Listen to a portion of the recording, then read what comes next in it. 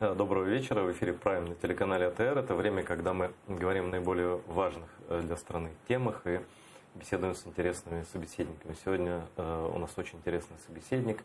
Это политический советник президента Зеленского и один из уже, можно сказать, депутатов, народных депутатов Украины от партии «Слуга народа» Никита Подураев. Привет. Добрый вечер, ребят. Ассаляму алейкум. Алейкум ассалам. Мы на Крымско-татарском телевидении, и ты никогда не был. Нет, первый раз. Ну, смотрел, знаю прекрасно канал АТР еще в те времена, когда Крым был свободным и был украинским, не был оккупирован. Ну, то есть он и остается украинским, но временно оккупирован. Но, конечно, канал АТР я знаю. Расскажу телезрителям, что мы с Никитой увиделись буквально практически случайно недавно. И для меня стало таким, не удивлением, не знаю, как это сказать, что Никита, можно сказать, такой русофоб. И похлеще меня еще. Потому что ты же даже Россию Россией не называешь. Ну, в общем, я могу себе позволить ее и так называть, и так, ну, там, с исторической точки зрения, там, в общем, я считаю, что мы вправе обсуждать, в общем, возвращение, так сказать, к, тому, на чем в свое время, так сказать, оборвалась украинская традиция названий, да. И поэтому, я считаю, что это предмет дискуссии. Вот я просто для понимания процитирую недавнюю цитату из Никиты. Можем вообще на своих картах начать называть их Московия. Что нам мешает? Это символическое действие, которое меняет дискурс. Мы можем вечно жить в чужих дискурсах, а должны создавать свои. Эта страна долгое время называлась по-другому. Московия, Татария. Они хотят вернуться к истокам, да, давайте мы им поможем, давайте вернем россиянам разнообразие историческое. Украинский русский язык, он совсем другой. Мы вообще должны его переименовать, сказать, что у нас русский язык, а там в России российский. Тут я не могу не согласиться полностью с тобой, потому что на самом деле Татария, вот даже этноним крымские татары, он же тоже российский. Потому что крымцы, мы крымлы, крымцы, да? Они же татарами раньше называли всех мусульман тюркоязычных. Они татарами называли кавказским азербайджанцев. Азербайджанцы вернули себе название вот нынешнее, да? И так далее. Ну, это понятно, все вроде бы как бы шутки. А на самом деле была попытка, я не знаю, помнишь ты, нет, это 15-й, что ли, год, когда была реально предпринята попытка Верховной Рады переименовать населенные пункты Крыма. Не помнишь, что из этого вышло? Насколько я помню, это как-то ничем не закончилось. Да. Хотя, на мой взгляд, это, конечно, было бы очень правильное действие. Пусть там сегодня и символическое, но правильное. Потому что вообще все вот эти вот советские странные названия, да, в общем, даже, можно сказать, уродливые. Да, значит, начиная с... Плодовые, ягодные. Плодовые, ягодные. Слушай, даже всем известный, как тоже даже прижившийся в советской интеллигенции, там, планерская, да, прижившаяся, и то, но все-таки это Коктебель, да, значит, и, конечно, там должны быть названия, которые давал коренной народ, да, и там за каждым из этих названий ведь история, да, большая история, там, многостолетняя история. У некоторых тысячелетний. У некоторых тысячелетний, конечно. Вот, поэтому с этим нужно работать, от этого нельзя отказываться. И вот я вспоминал там тоже в одном из интервью, если не ошибаюсь, латыши совершенно спокойно после возвращения независимости вернулись к историческому названию России, называют ее Кривия, да, Кривия, что, с их точки зрения логично, потому что они там столкнулись, значит, с кривичами, да, значит, и, в общем, вот так назвали, значит, те территории. То, если мы вспомним о том, что, в общем, конечно, на свою голову тогдашние действительно большие ученые, абсолютно, так сказать, вот нового времени, вот такого начинающегося модерна, которые работали в Киево-Могилянской академии, в общем, придумали Российскую империю, к сожалению, да, вот на свою голову, да, значит, и, в общем, эту идею, так сказать, продвинули в Москву, в Московское царство, которое так и называлось, Московское царство. Московское царство. Ну вот отец Петра Первого, он же был великий князь Московии, это на портретах написано, конечно. Там нигде слова «Россия» нет. Конечно, титулование изменилось при Петре Первом, да, ровно тогда, когда в работу пошла концепция создания Российской империи, да, значит, которая еще раз, чтобы там, в России не рассказывали, известно, кто там входил в авторский коллектив ну, что уж говорить, если действительно тогдашний русский язык, вот в его той литературной форме, тоже был разработан в Киево-Могилянской академии. Кто создатель первой грамматики? Да? Значит, Милетий Смотрицкий. Где он работал? Он работал в Киеве. Да? Значит, кто учился по его учебнику в том числе? Ну так Петр Алексеевич Романов в том числе учился. Вообще все тогдашние боярские дети. Не было другой грамматики. Что-то надарили, что-то сперли. На самом деле название Русь тоже краденое. В этом смысле, да, ну, конечно, так сказать, это был такой рейдерский захват названия, да, но понятно, что шел, так сказать, поиск, а он идти мог только в одном месте. Он мог из, так сказать, восточнославянских государств, да, он мог идти только в одном месте, в Киеве, да, где, в общем, был там центр мощнейший интеллектуальный, Киево-Могилянская академия. Шел, значит, поиск решений, значит, какие были бы наиболее там приемлемы с точки зрения тогдашних вызовов, которые стояли там перед, значит, украинским этносом, перед украинской нацией, которая тогда, кстати, называлась русины, да, то есть русины, значит, земля там русская, або там русинская, да, ну, то есть все понятно. И после вот распада Речи Посполитой, которую один из моих коллег и, в общем, близкий друг, Денис Николаевич Семенов, значит, известный социальный философ, украинский историк, он, значит, так полушутя, значит, понятно, кого перефразирую, называет величайшей геополитической катастрофой 17 века. Распад Речи Посполитой. Ну, что, в общем, справедливо, да, потому что, в общем, в результате... Да, просто эта империя возобладала российской. Да, ну, в итоге родилась Российская империя, которая, в общем, поглотила, так сказать, без шансов, в том числе и своих, так сказать, соавторов, сосоздателей, и Крым, в общем, постаралась переварить. Да, ну и, конечно же, поглотила Крым, независимое государство, веками независимое, считать ведь Крым турецкой колонии неправильно, это, значит... Это тоже русский дискурс. Ну, конечно, это абсолютно искусственный, вымышленный пропагандистский дискурс. То есть, кто сказал, что пропаганда родилась во время Первой мировой войны? Ерунда, она родилась столетиями раньше, когда нужно было оправдать абсолютно незаконные территориальные захваты. Крымское ханство, как известно, было союзником Украины во время освободительной войны Богдана Хмельницкого. Более того, ну, об этом историки знают, и, в общем, об этом даже книги изданы, но как-то вот широкому загалу украинской спільноти, я думаю, что в Крыму меня поймут. Это, я думаю, не забытые еще украинские слова.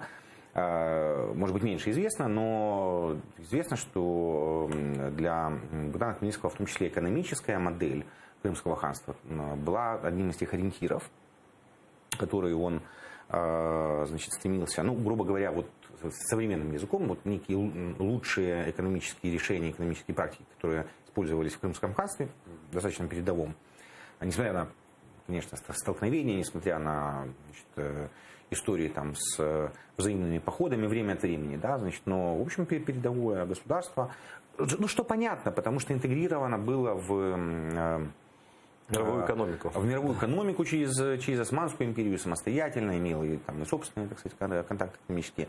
Он во многом ориентировался, конечно, на практике Крымского ханства и не без успеха их использовал, потому что, значит, гетьманщина, ну, то есть вот то государство гетьманское, которое даже в условиях войны, не прекращающейся, по сути дела, войны, которая была создана Хмельницким, оно было экономически, как известно, устойчивым и вполне себе процветающим и развивающимся. Да, это вот те путешественники, которые в то время проезжали через Украину, прямо поражались, несмотря на боевые действия, значит, вот экономический расцвет, развиваются города. А второй шанс, Никита, был, когда после развала Российской империи в 17 году, да, создалась Украинская республика, объединенная, и создалась Крымская республика, у которой была конституция демократическая и так далее, и шли переговоры между Киевом и крымско-татарским правительством об объединении.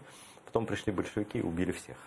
Да, к сожалению, вот, на мой взгляд, некоторая, ну, в некоторых случаях не гибкость, но в данном случае это не относится к этой ситуации, а, скажем, запоздалость в реакциях тогдашних украинских правительств не позволила создать, ну, может быть, федерацию, но уж, по крайней мере, такой мощный союзнический блок и с Крымом независимым, и с Кубанью, вот, собственно, что и привело к разделили.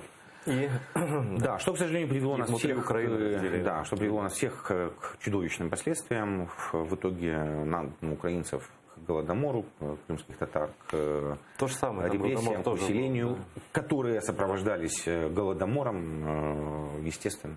То есть это я хочу напомнить исторические ошибки, которые нам очень дорого всем стоят. Я хочу напоминает мне редактор, что у нас же прямой эфир, поэтому есть Viber, плюс 38 073 419 4158. Видите на экране этот номер. По Viber можно звонить с любой точки мира, и нам звонят со всей Украины, смотрят. И вчера звонили, я думаю, что и сегодня будут тоже звонить. Звоните, задавайте напрямую вопросы Никите Потураеву, политическому советнику президента Зеленского. Я в этой связи хотел, вот, если позволишь, вспомнить, значит, у меня буквально вот днями состоялся разговор с азербайджанским журналистом, который меня спросил, вот, ну, у вас, вот, у всех во время избирательной кампании вектор был исключительно, ну, и разговоры, только о векторе европейском. А как же страны, так сказать, вот, бывшего СССР? И я говорю, что, ну, это понятно, потому что, ну, это наш сосед Европа, это наш союзник, который нам помогает просто выстоять в открытой войне. Но это не значит, что мы утрачиваем из фокуса внимания страны, ну, допустим, с разными, там, скажем, политическими моделями, да, но тем не менее страны Украины уж точно не вражеские, да, страны, в общем, дружественные, с которыми нас связывают там торговые, экономические, невозможно вспомнить, чтобы Украина с кем-то враждовала. Ну, Украина вообще не склонна ни с кем враждовать, да, но я к тому же это вспомнил, что нам категорически нельзя забывать уроки вот, периода распада Российской империи.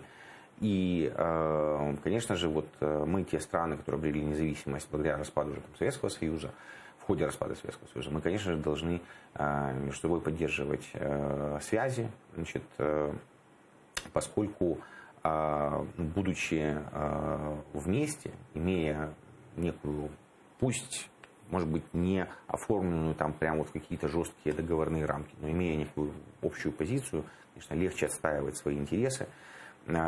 И в этом смысле мы должны всегда помнить, что вот такой, ну, скажем, единый, пусть не фронт, но, скажем, единая там позиция вот, стран, которые входили в состав СССР. Находится в зоне потенциальных интересов России, как они говорят. Потенциальных интересов, значит, в зоне рисков. Да? Да. Она, конечно же, должна быть это в интересах всех государств, там, начиная с Средней Азии, там, не в первую очередь, но в том числе там, Казахстана, Киргизстана, всех стран значит, Каспийского, Черноморского региона. Ну и вообще, конечно же, если уж говорить в такой широкой перспективе, то, безусловно, никто, кроме Украины, не есть более заинтересованным в том, чтобы максимально расширять и углублять Балто-Черноморское сотрудничество в широком смысле слова, ну, значит, в том числе имея в виду там, страны Каспия. Да? Ну и в этом смысле крымская национальная автономия, значит, о которой, на которую я тоже надеюсь, в общем, в некой перспективе, да, я считаю, что будет ну, единой в этом смысле. Ну, то есть мы ведь надеемся, что это будет ну, единое значит, с Украиной по-прежнему. Мы не надеемся, мы в этом уверены. Да, поэтому значит, это тоже станет в этом смысле важным участником этого процесса. Раз затронул эту тему сам, я хотел уже спросить, но дело в том, что 3 года назад, в мае 2016 года, тогдашний президент Петр Порошенко публично заявил о том, что будет конституционная комиссия, которая подготовит изменения, раздел 10 Конституции, а там, собственно, речь идет фактически только о названии. Да, вот АРК, но надо написать, что створена республика в Крыму на базе волеизъявления крымско-татарского народа о самоопределении, на базе того, что он коренной народ Украины. И я помню людей, которые мы были на Чонгаре, люди плакали просто, ну, потому что никогда такого не было отношений от Украины за постсоветское время, нас гоняли, ну, ты знаешь всю эту историю, да, и считали русских друзьями, крымстар врагами там потенциальными, сепаратистами, что они в Турции там хотят жить, бред всякий распространяли, да. Вот. И люди плакали, но потом слезы обсохли, и мы начали ждать, что же будет. Да? В итоге ничего, были одни слова. Все 3 года до 2019 года. И так он не решился даже поставить свою подпись под наработками Конституционной комиссии, тем более внести. Он что-то боялся, там, я не знаю. Я прошу прощения за такую длинную речь, но просто это на самом деле накипело. У нас же обмен мнениями, на самом деле. Но и дело в том, что на самом деле это был бы такой серьезный удар по российскому вот этому русскому Крыму. Ну, ты сам знаешь об этом, да? Это легенда про русский Крым, которая полностью бредовая и брехливая. Но вот президент Порошенко не решился. Теперь у вас есть большинство такое. Я думаю, что с учетом союзников конституционное большинство тоже вполне себе возможно. Да? Вот, возможно ли такое, что новая Верховная Рада при поддержке нового президента, обсуждая изменения в Конституции, придет к 10 разделу и все-таки пропишет там право коренного народа Крыма и крымстатарскую автономию в составе Украины. И еще раз подчеркну, без всяких там прав на выход это нам не нужно, потому что если мы там будем одни, без Украины, нас там количеством задавят, знаешь, потомки как бы, какие. У нас, как ты знаешь, работает рабочий комитет, это такой прообраз комитета уже Верховной Рады. Мы хотим такой, чтобы был комитет Верховной Рады, комитет по оккупированным территориям, с 2 подкомитетами по Крыму и по Донбассу. И, собственно, секционно уже вот он работает. И у нас было секционное заседание, я туда ходил. Я, конечно же, по специфике своей деятельности буду очевидно вовлечен в работу другого комитета, который связан с информационной политикой, информационной безопасностью и свободой слова. Как это не парадоксально звучит, но в смысле того, что информационная безопасность вроде как выражает свободе слова. Моя задача сделать так, чтобы... Это абсолютно неправильно. Это дихотомия не военного времени. Слушай, мне все равно важно, чтобы мы не потеряли одно и при этом, значит, все-таки эффективно защищались. Но я ходил, потому что это пересекающиеся вопросы. И вообще мы не замыкаемся в рамках одного комитета. Мы постоянно, так сказать, ходим друг к другу, слушаем, кто где что обсуждает, кто какие инициативы готовит. И я хочу сказать, что на уровне вот этого подкомитета, конечно же, вот, значит, перспектива создания Крымской национальной автономии, она поддерживается. Так что, ну и мной, собственно, как ты знаешь, лично она поддерживается тоже. Я полагаю, что крымско-татарский народ это заслужил, как минимум, прости за такое слово, да, ну я просто другого даже не знаю. Ну, то есть, понятно, что достоин, вот, но в данной ситуации еще и я думаю, что вполне уместно сказать, что заслужил. Заслужил своими подвигами своих представителей. Ну, кстати, в том числе во время нахождения в составе СССР, заслужил своим абсолютно достойным, соответственным поведением во время массовой репрессии, депортации. Да? Заслужил потом своей работой по восстановлению Крыма, тех районов, где особо никто селиться не хотел. Вот, которые были там депрессивными, туда приехали крымские татары и все там с нуля поднимали. Я это видел своими глазами, потому что раньше в Крым-то ездил часто, видел какой там, значит, прогресс, и видел, как люди просто вот за несколько лет там из палаток поднимали дома, из палаток поднимали бизнесы, что называется, да, из шатров, ну, да, по сути. Поэтому, конечно, вклад в экономическое развитие Крыма крымский татар, ну, его просто невозможно недооценивать. В общем, короче говоря, я полагаю, что я объяснил, почему именно это слово употребляю. Да? Вот. И, конечно же, это было бы важным фактором, который позволил бы нам значительно усилить дипломатические наши позиции и расширил бы наши возможности общие дипломатические в вопросах давления на оккупантов, в вопросах защиты прав крымских татар и не только крымских татар, потому что, ну, конечно, основной объект репрессий, да, это крымский татарский народ сейчас в Крыму, да, но там есть... Ну и другие несогласные люди. Как известно, там есть другие несогласные люди, которые тоже страдают от политических репрессий.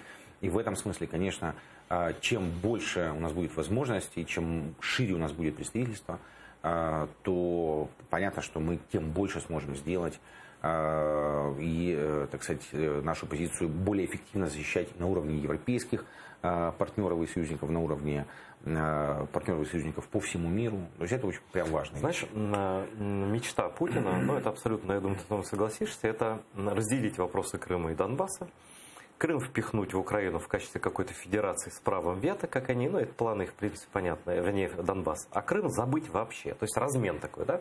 Об этом постоянно говорят, что хочет Путин разменять. Ну, он об этом, так и он же об этом Да. прямую говорит. Забудьте, это не обсуждается. Да, ну вот и когда и в ходе предвыборной кампании ваши противники говорили, и многие люди говорили, что вот Зеленский, он такой неявно проукраинский, и вот его на такое можно развести. Типа, да, вот Крым мы забудем, отложим непонятно куда, да, а по Донбассу будем решать. Вот ты как советник президента можешь сказать, он может забыть про Крым, может пойти на размен с Донбассом? Нет, нет.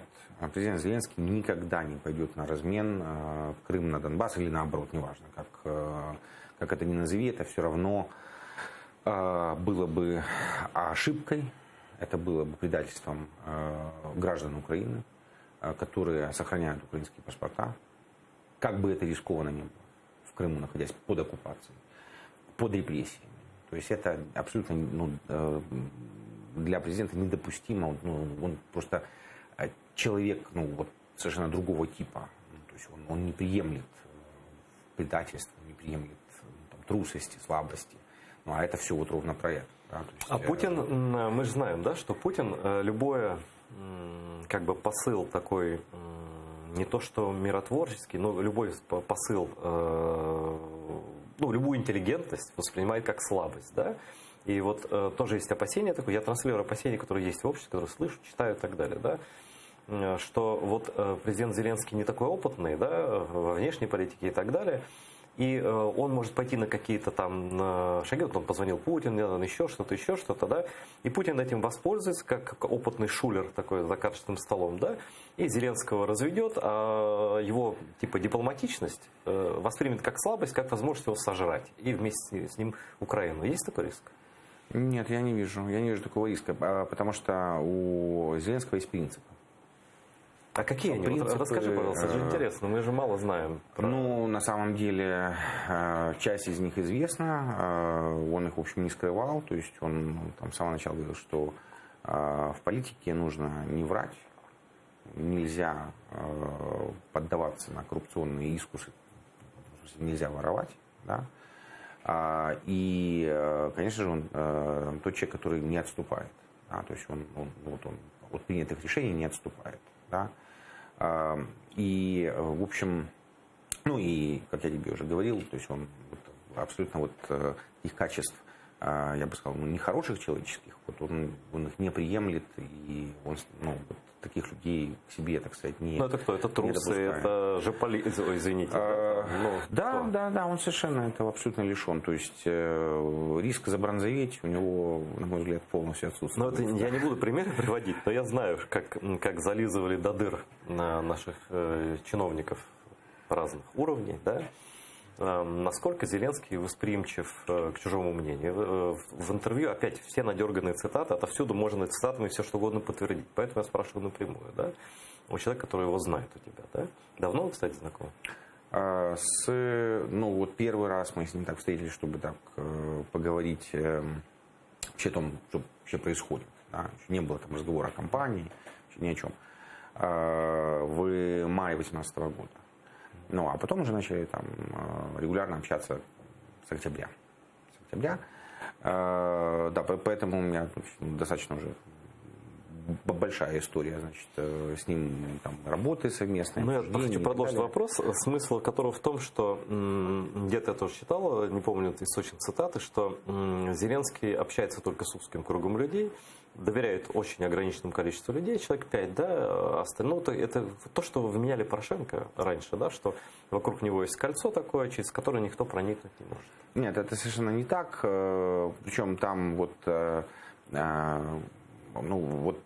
даже сейчас там совершенно этой так сказать, бюрократической модели общения нету. То есть люди, которые у которых есть какие-то вопросы к президенту, они там просто там звонят и просто к нему заходят. Ну, то есть там нет вот таких, знаешь, там таких хуралов, да, значит, когда все сидят. Что, очереди приемной нет? Торжественно. Да нет, особо нет, насколько я понимаю.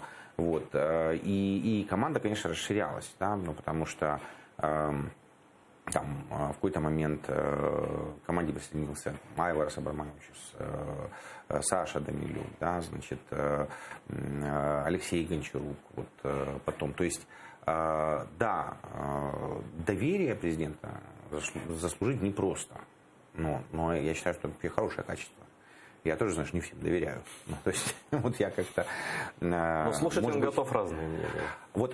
Вот то, что я могу тебе сказать из опыта, вот когда мы там содержательные вещи обсуждали вот в ходе кампании, там, политические содержательные вещи, да, он стремится выслушать разных людей, да, вот максимально познакомиться вот с тем, какие точки, ну, обоснованные, не просто там, знаешь, на уровне там поговорить, а вот какие-то вот обоснованные вещи, да, значит, и потом он через себя все это пропускает, рефлексирует и, значит, уже обсуждает на следующем шаге уже какое-то свое решение. Свое решение. Оно у него всегда свое, на самом деле. У него, я не видел ни разу, что у него было чужое. То есть он, вот он обязательно все, пропустив через себя, выдает вот уже, значит, некую свою позицию, свое понимание. И на самом деле открыт всегда к тому, чтобы его обсудить. Откорректировать. То есть, ну, да, то есть, ну, как бы свериться, да, вот там, у нас с людьми, которые разбираются в вопросе. Да? У нас звонок телезрителя. Здравствуйте, говорите, кто вы, откуда, и задавайте вопрос нашему гостю. Доброго дня, мене звати Марина, я з Донецької області. Вітаю вас. Вітаємо. Я наразі телефоную, насправді довго думала, чи телефонувати, чи ні, бо я з критикою до вас звертаюся. Будь ласка.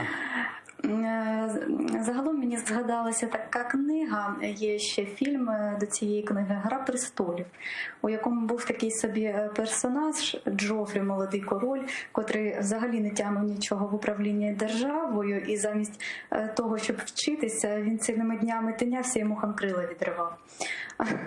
А керувати державою замість нього керували державою радники його.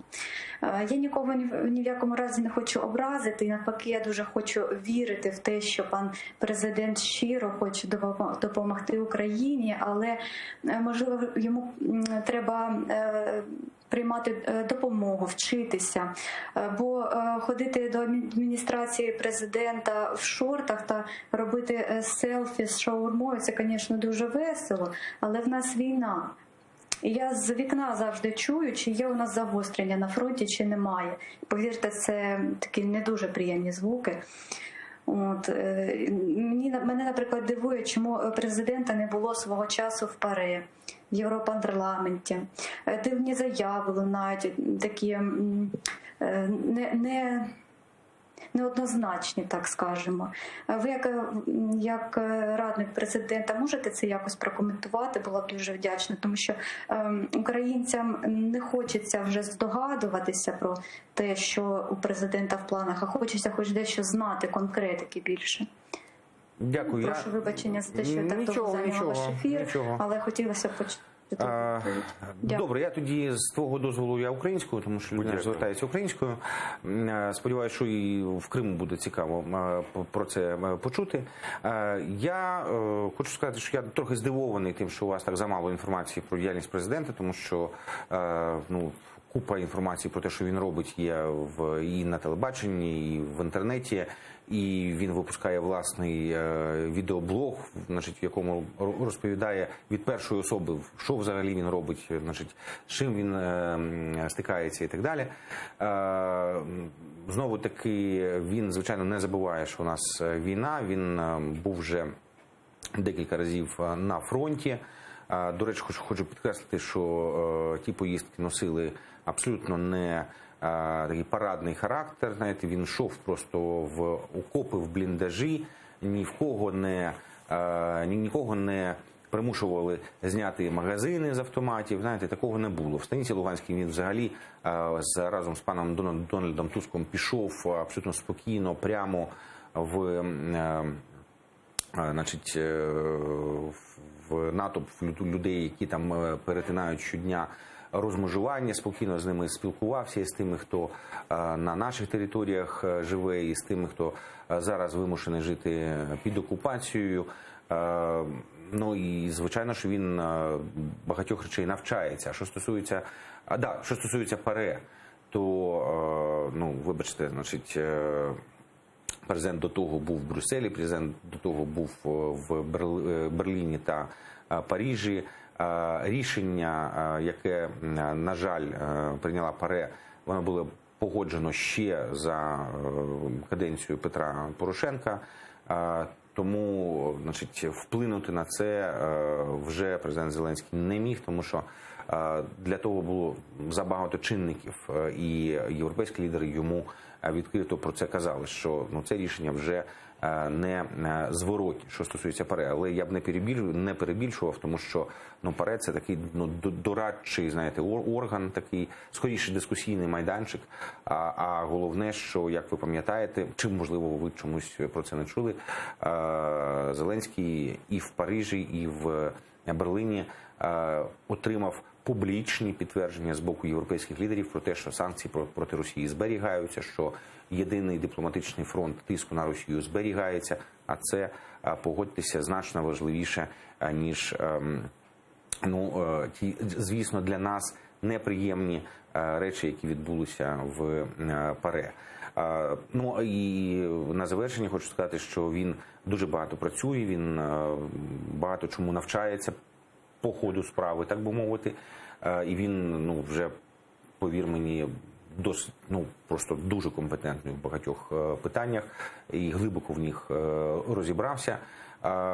А що стосується досвіду, то я що можу сказати, ну, навіть не тобі, тому що ти і сам про це знаєш, більше телеглядачам, що, знаєте, якщо досвід полягає в тому, щоб роками брехати і красти, значить, у власного народу, да, то ну, до біса той досвід.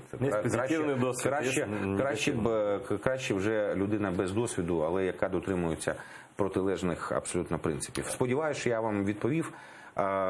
Ну і наостанок просто пораджу вам, можливо, більше, ну, цікавитися тим, що, значить, про діяльність президента повідомляє і офіційні джерела, значит, сайт офису, и те, что є просто в Ютубе, ну, це просто все наочно. Спасибо за вопрос, спасибо большое. Я хочу все-таки перейти к парламентским выборам, наконец, да? Ну, во-первых, личный вопрос. Ты депутат уже фактически точно. Ну, осталось сдать декларацию в НАЗК, что, конечно же, нужно сделать. Вот. Ну и, в общем, потом... Ну, а советником ты остаешься? Ну, я не знаю, ну, то есть, возможно, да, значит, в какой-то конфигурации, ну, то есть... думаю, что какой-то титул будет в Верховной Раде? Ну, это же зависит от того, как мы сконфигурируем комитеты, да, потому что у нас сейчас есть обсуждение того, не сделать ли нам такой вот большой комитет по гуманитарной политике. Ну, куда и СМИ войдут, и... Куда войдут эти вопросы, в том числе, да, значит, не является ли это целесообразным решением. Вот, и мы сейчас как раз в стадии обсуждения, а у нас с воскресенья начнется большая партийная школа, там прям вот вся фракция поедет, значит, подальше от Киева, чтобы никто не мог сбежать в Киев. Вот там очень большой интенсив. Там генеральный подрядчик у нас Киевская школа экономики Тимофей Милованов. Это потому, что много новых депутатов, конечно, которые, конечно, в том числе, конечно, и врачи, и фотографы. Самые разные люди. Но я скажу тебе, что и мне не бесполезно кое-какие знания освежить, потому что, ну, вот современный регламент я, например, знаю не очень хорошо. И как там современная практика прохождения законопроектов, потому что я последний раз именно будут вот по этой практике, которая сейчас есть законодательной, которая сейчас... Да, для того, чтобы понять, что там нужно изменить, в том числе, как это можно сделать ну вот по выборам качественным, быстрым, эффективным, но при этом, чтобы это не было, знаешь, там тоже какое-то вот, ну, совсем неуправляемое там движение. Да? Смотри, вот опять подводя итоги выборов, многие аналитики писали разные. Но самое экстремальное, что я прочитал, это что у Зеленского появился шанс стать Эрдоганом. Но справедливости ради надо заметить, что Эрдоган никогда не получал такой поддержки ни в президентских выборах, ни в правительстве. То есть, в принципе, если предположить, что Зеленский хочет стать диктатором, да, то у него возможностей для этого формально больше. Да? Как ты отреагировал бы на такие мысли о том, что будет выстроена жесткая вертикаль, ну, как бы в духе действительно Эрдогана, или там, я не хочу приводить примеры наших бывших там? Ну, в общем, достаточно... Нет, я понимаю, что у этих рассуждений почва есть после выборов. Основа, да, после выборов, да, но, конечно, для меня это, в общем, достаточно забавно звучит, но поскольку, опять-таки, я знаю Владимира Зеленского, я знаю, что он абсолютно другого типа человек, то есть он способен на жесткие там действия, решительные, да, но точно не является там потенциально, значит, автократом. Да? А кроме того, я знаю нашу фракцию, ну, конечно, не всех, но очень много людей. Познакомиться как раз. Да, ну, сейчас как раз вот во время школы познакомимся получше, но я точно понимаю, что там огромное количество людей, ну, которым невозможно, как вот было раньше, да, значит, покойный, но тем не менее, значит, Михаил Чечетов, то есть невозможно этими людьми командовать взмахом руки, значит, как голосовать. Но это не те люди, да, значит, они абсолютно самодостаточные, люди, которые пришли менять страну к лучшему, а не, так сказать, выстраивать там какую-то жесткую вертикаль, какую-то суверенную демократию. Смотри, я тоже не очень понимаю, как можно выстроить вертикаль из тех, кто есть. Потому что я глубоко не анализировал список вашей партии, но там есть как вот настоящие, в таком хорошем смысле слова, украинские националисты, да? Настоящие националисты, такие, даже фамилию называли, просто не хочу назвать, может быть, их больше даже, да? И есть люди, которые, ну, скажем так, противоположные по мнению совершенно. Например, журналист канала 1+1 Дубинский, его называют там пророссийским, антиукраинским и так далее. Это он там друг Портнова и все такое прочее, пишут такое про него. И как они будут уживаться, вот такие люди с вашей одной партией, с людьми, которые там украинские националисты или же там волонтеры с Майдана, волонтеры с фронта и так далее. Как это будет существовать? Как это будет работать? Смотри, там есть одна вещь, которая всех объединяет. Это все люди, которые проукраинские.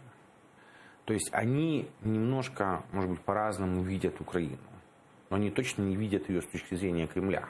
Как видят ее товарищи из небезызвестной партии, да. Не будем, так сказать, да бросаться. Ну, слушай, я не хочу, чтобы тебе... все открыто говорит. Я не хочу, чтобы они тебе влепили иск, там какой-нибудь там, да, значит, мало вам хлопот и недостаточно вам поддержки со стороны государства, чтобы вы еще судили с ними, да. Вот. Но это, я надеюсь, мы как раз сможем исправить. Вот. Да, так, понимаешь, все-таки это проукраинская оппозиция, да, то есть она разная, но в этом смысле, если мы посмотрим на электоральный результат, да, то мы увидим, что мы же процентов-то взяли очень ровно по всей Украине. От Закарпатья, Галичины до даже, в общем, там, Донецкой, плюс-минус, да. областей. Да. Ну, в общем, примерно, понимаешь. И в этом смысле здесь важно, ну, понимаешь, вот Украина, вот она вот разная, вот такая. Да, и в этой фракции должны быть люди вот разные. Но там есть диаметрально разные.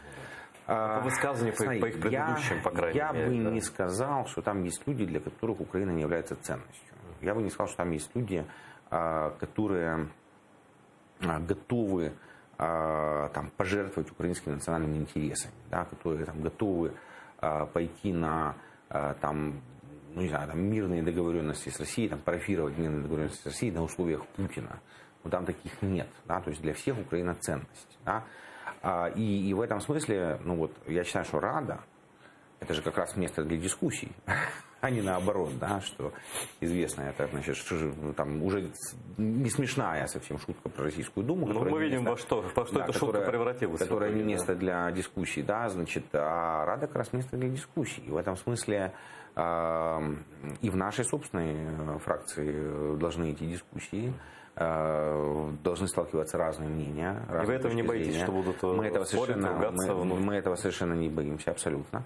Вот, но, слушай, у нас фракция получилась, хотя, я тебе честно скажу, мы это, в общем, сами до конца не ожидали. Вот, я хотел сказать. Вот, да, значит, но фракция получилась размером с парламент, там, какой-нибудь с среднего размера европейской страны. Но и в этом смысле, как ты понимаешь, да, значит, это нормально, если во фракции будут идти споры. Абсолютно нормально. Главное, чтобы люди находились вот в общем пространстве идейном. Чтобы красные линии были. Красные линии определенные есть. Их прям Зеленский начертил с самого начала. Он сказал, что не может являться предметом обсуждения несколько вещей. Это независимость, это суверенность, это территориальная целостность. И, кстати, вот, может быть, кто-то из украинских зрителей там беспокоится, но он об этом неоднократно говорил и подчеркивал. И украинский язык, как государственный язык, тоже является красной линией. Да? У нас звоночек есть, у нас вот тоже место для дискуссии. Здравствуйте, говорите, кто вы, откуда, и задавайте вопрос нашему гостю. Добрый вечер. Это Сергей из Крыма. У меня, значит, два вопроса к гостю. Вот, чтобы какие-то перемены произошли в Украине, надо в первую очередь поменять судебную систему. Как ваша команда собирается бороться с этой системой, это раз. Вот. И в экономике, как отодвинуть несколько главных олигархов Украины. Это Коломойского, Ахметова, Пинчука, Медведчука от власти. Готов ли президент и ваша команда поругаться с ними? Вот, потому что я так думаю, что на свою сторону их вряд ли склоните.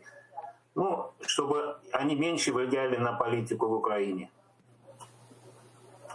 Спасибо за вопрос. В общем, начну со второго. Я, правда, там не расслышал. Может быть, ты расслышал. Поменять систему какую? Систему. Человек это называет судебную. Судебную систему. Тогда я начну отвечать, наверное, судебной системы. Значит, по судебной системе это, конечно, большая проблема, потому что, к сожалению, там реформа, отцом которой, так сказать, называл себя Петр Алексеевич Порошенко, она позволила в судебной системе сохраниться огромному количеству людей с сомнительными деньгами, в смысле, с сомнительными капиталами, с сомнительной судебной практикой до этого, то есть, мягко говоря, там спорными судебными решениями и так далее. Они причем не просто сохранятся, а сохранятся на самых высших уровнях судебной системы. Поэтому мы, конечно, ведем разговор о перезагрузке этой реформы и, значит, перезагрузки тех органов, там это Высшая квалификационная комиссия, значит, Высшая рада доброчестности. Да, Высшая рада доброчестности. Высшая рада правосудия. Высшая рада правосудия, потому что Высшая рада доброчестности, она как раз не могла влиять на эти процессы. Она была ограничена в своем влиянии. То есть они говорили, смотрите, что же делается, кого же, так сказать, назначают, и ничего не менялось. Поэтому помимо того, что мы по сути снимем депутатскую неприкосновенность, когда я говорю по сути, тут важно, я хочу... Ее же нельзя полностью снимать, это противоречит. Совершенно верно. Просто чтобы зрители, так сказать, уже понимали, речь идет о том, что неприкосновенность останется только за политическую деятельность. За политическую деятельность. И, естественно, в том случае, если эта деятельность не является госизменой. Да? А так за политическую деятельность, конечно, неприкосновенность должна быть. Да? У людей должно быть за право... что не будет неприкосновенность? Админ, правонарушения, уголовные, тем более правонарушения, естественно, в первую очередь коррупционные. То есть в этом смысле депутат также равен перед законом, как любой гражданин Украины. Потому что депутата невозможно преследовать за его политические высказывания. Но так будут гипотетически можно преследовать, говорят, что не за политику, за политику. Никто же не говорит, я тебя преследую за политику. Но поскольку наша задача перезагрузить судебную систему и сделать ее подлинно независимой, то в этом смысле суд, естественно, такого любого человека отстоит. Легко. Да? Потому что, в наших интересах, иначе ничего не изменится. Иначе мы проиграем как нация и государство. Если не прекратится вот это телефонное, позвоночное судебное право, да, если судьи не начнут работать, имея в качестве основного приоритета справедливость, да, то есть установление справедливости. Смотри, я хочу задать конкретный вопрос. Вернулся в Украину Портнов, как раз когда пришел к власти, еще Зеленский не особо пришел к власти, но ушел от власти Порошенко. Приехал Портнов, человек, который долго работал с Януковичем, которого связывают со многими судьями. Да, вот то, о чем ты как раз говорил, там, с коррупцией судейской связывают. Я не знаю, но люди писали, знают, пишут, говорят, что он выстраивал эти отношения когда-то. Да? Человек завел свой телеграм-канал и Facebook, в котором, ну, я не знаю, каждый день, там, раз по 8 пишет, что он там этого засудит, того посадит, этого посадит.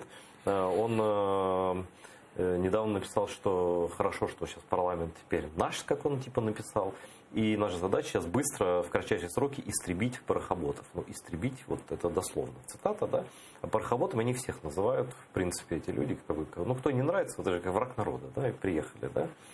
Вот. И тут совпало так, что и Андрей Богдан, который глава администрации, сказал, что Портнов его друг. Не знакомый, там, не друг друга, не коллега, а именно друг. И вот есть такие резонные опасения, что если человек так вольготно себя показывает, как он вот, в судах чувствует себя вольно, там, в органах следствия и так далее, что пойдет реванш, такое сведение счетов. Да? Не только с Порошенко, а вообще с разными людьми. И фронтовики там говорят, что...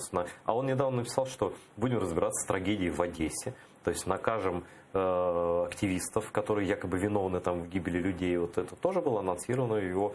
И он как бы функционирует, это все видят очень публично. Вот что с Портновым, что с этой историей? Ну, бачите, трудно комментировать, поскольку он не является ни сотрудником офиса президента, ни членом партии, ну, там, депутатом, значит, у нас вообще членство ограничено в партии, то есть симпатиков много, а членство ограничено в партии, пока, по крайней мере.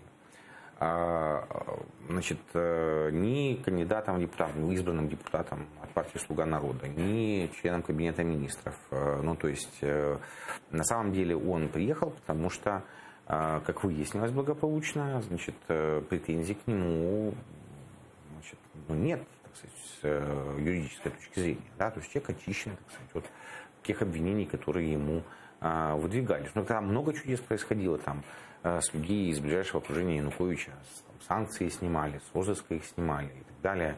Но остается только задуматься, почему это начало внезапно происходить ровно тогда, когда вот был такой сложный трансферный период передачи там, власти. Ну, его, собственно, не было. Портнов вам никто?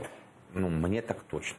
Ну, вот, и нашей, так сказать, партии, ну, я вот не знаю, там, среди руководства нашей партии, там, руководства нашей фракции, его там друзей. Кстати, по поводу цитаты Андрея, ну, Андрей, я считаю, абсолютно честно ответил на вопрос, ну, знает ли он Портнова. Ну, сказал, да, ну, просто слово друг, оно же такое, ты же как кого-то попал в друзья. Да, конечно, да. В этом смысле,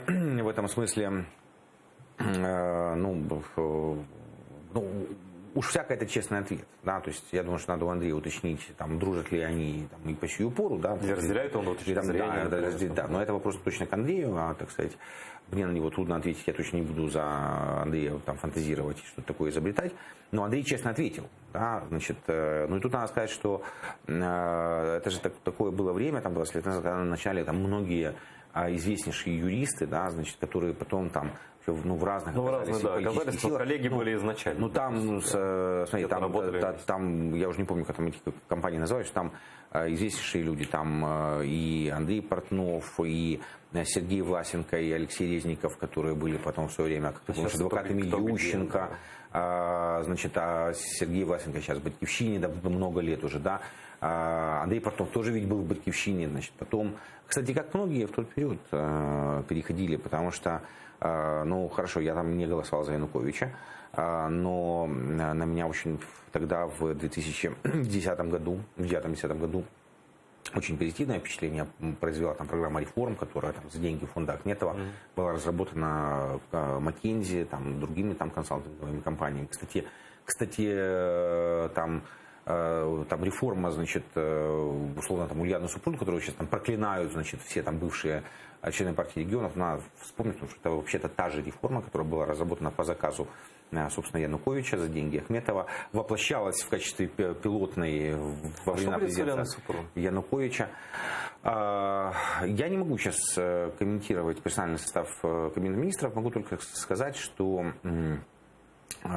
степень неприятия части результатов страны общества такова, ну, что, в принципе, признавая все то хорошее, что, значит, было достигнуто командой Супрун, все-таки в какой-то момент, ну, мне так лично кажется, политик должен отойти в сторону, да, значит, но передав дело тем, кто точно будет продолжать реформу. И в этом смысле, скажем, наш один из там главных, в общем, там, в Киеве точно всем известный, да, и в стране, в общем, известный авторитетный человек Михаил Радуцкий, основатель, может быть, самой успешной клиники частной, большой, да, просто в стране. Он четко же с самого начала сказал, что все хорошее, что было сделано Квиташвили и Супрун, должно остаться, должно быть продолжено. Там, понятно, я не буду сейчас далеко времени нет. Да, я не буду сейчас там глубоко уходить, но я что могу сказать, что, конечно же, вот те успехи безусловные по борьбе с там, фарм-мафией там, при закупках, условно говоря, ни шагу назад, только дальше углублять. Хорошо. То хорошее, что было сделано в первичке, точно, потому что мы же даже социологически видим, что люди довольны, то есть люди довольны со своими семейными врачами. Вот это реформа Супрун. Но, конечно, там были ошибки в том числе. Ну, сейчас просто у нас нет времени. Нести политическую ответственность. Меня да, никто извини, не простит, если я не успею задать, у нас менее 5 минут, вопрос про Медведчука. Дело в том, что, мое личное убеждение, что вам никто не поверит, что вы по-настоящему боретесь с российским влиянием. Если положение Медведчука с его бизнес-империей, с его медиа-империей останется таким же вольготным, потому что во многом вину и Порошенко ставили то, что Медведчук почувствовал себя спокойно себя чувствовал все эти годы, а сейчас просто-таки развернулся. Да? Вот какое место вы отводите Медведчуку в будущем Украины? И что вы будете делать с его вот этим медийной атакой на телеканалы? Смотри, вопрос очень сложный, очень сложный. Я могу сказать только то, что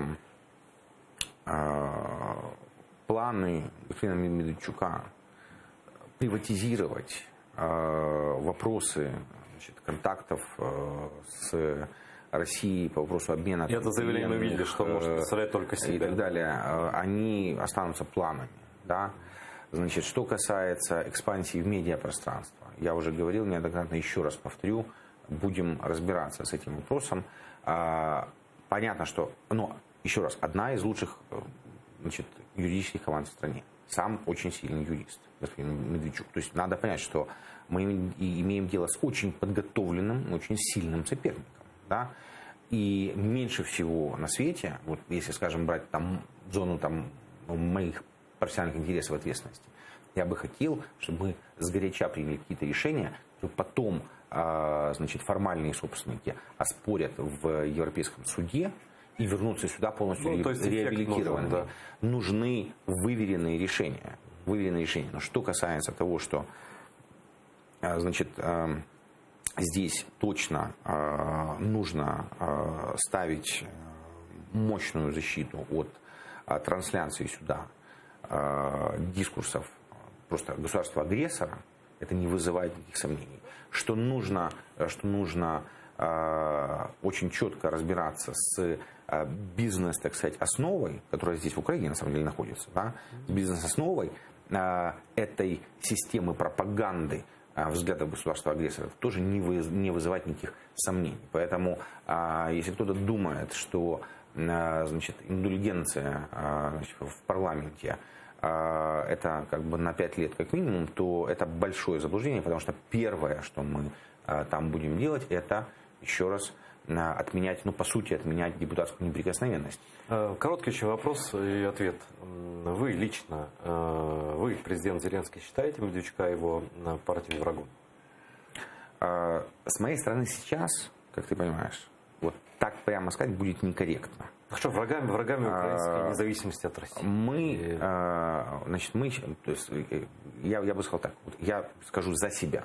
Да, я считаю, что эта партия, несмотря на всю риторику, да, стоит не на украинских позициях. Хорошо, ответ принят. И последний вопрос о Меджлисе крымтатарского народа. Сейчас происходят репрессии в Крыму, усиливаются, вы все это видите.